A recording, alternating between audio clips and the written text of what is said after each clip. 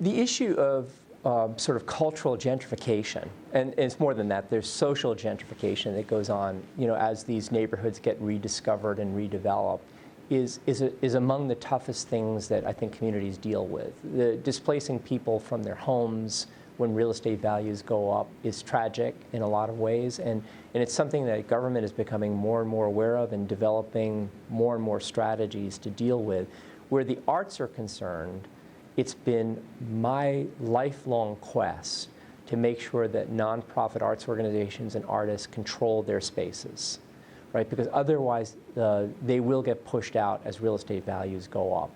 So I can remember almost at the beginning of my career walking down Lincoln Road with Ellie Schneiderman, who was the founding director of Arts Center South Florida, at the time called the South Florida Arts Center, and Ellie pointing at buildings to me and saying, and you could have rolled a bowling ball down Lincoln Road and not hit anything, right? Not hit another human being. And she was pointing at buildings and saying, I'm going to buy that building, I'm going to buy that building, and you're going to help me.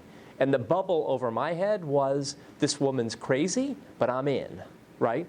So we found money, and at the time it was economic development money, community development block grant monies, which no longer have that kind of flexibility, to help Ellie buy those buildings on Lincoln Road. And then equivalently, we helped a group of very imaginative, visionary people buy the Bakehouse Art Complex in Wynwood.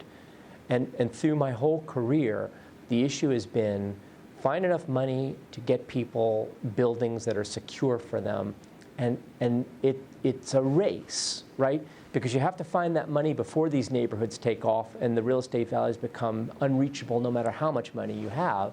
And so one of the evolving strategies for us has been for the county to build and own the buildings and do long-term management agreements with organizations to operate them.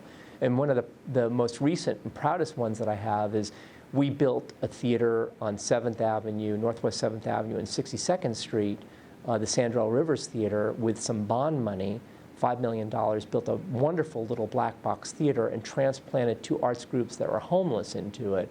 And it's Fantasy Theater Factory, a wonderful children's company, and the M Ensemble, which is the oldest black theater company in the Southeast United States. And they're in there for 99 years at $1 a year. And better than $1 a year, we're subsidizing the building. So more of that has to happen, and we're working on it. Finding places where the futures of arts groups can be secured. I mean, I just met with a theater company earlier this morning, and they're in leased spaces, and I said to them, we got to get you out of leased spaces. You have got to control your real estate. And so what happens is there are key moments in government's lives when a lot of money becomes available.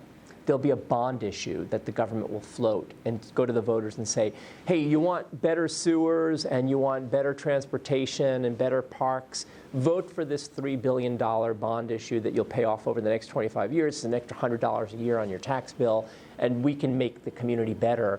In the bond issue that went before the voters in 2004, we inserted $500 million for the arts in it.